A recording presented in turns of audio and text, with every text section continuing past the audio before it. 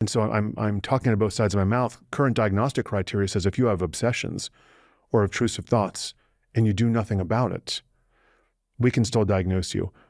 I don't know if I believe that, because if you're doing nothing aligned with that anxiety, which for me, if it's aligned with it, it's shrinking your life, and you're having these horrible thoughts and feelings, and you don't really engage with them, and no one really knows, and you're out there living your fullest life, I don't define that as being someone who is impaired or dysfunctional.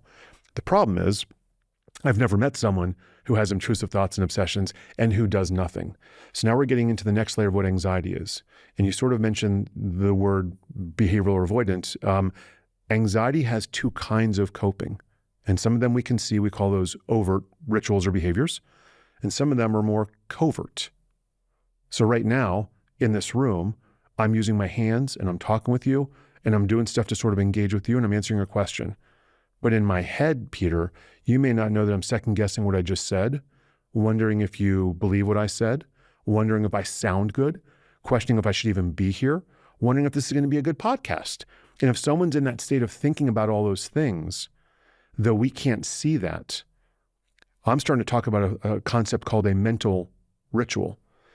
And so in the last 10 to 15 years, we've seen in the anxiety space, anxiety specialists, not just focusing on what people do behaviorally, but also what they're doing in their head and their mind.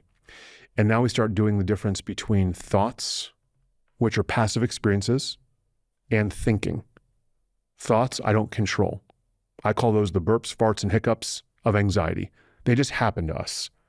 But when you start thinking about those thoughts and trying to neutralize those thoughts and acting in advance of those thoughts and analyzing them and looking them up online and questioning them, that's a mental action.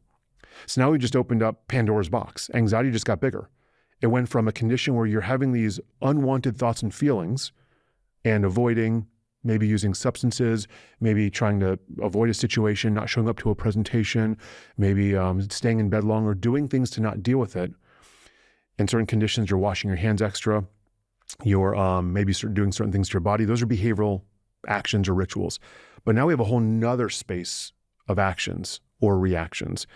And those mental rituals are, if not as problematic, sometimes worse, because the person with lived experience with anxiety often doesn't know their mental rituals. They just think they're obsessing all day long.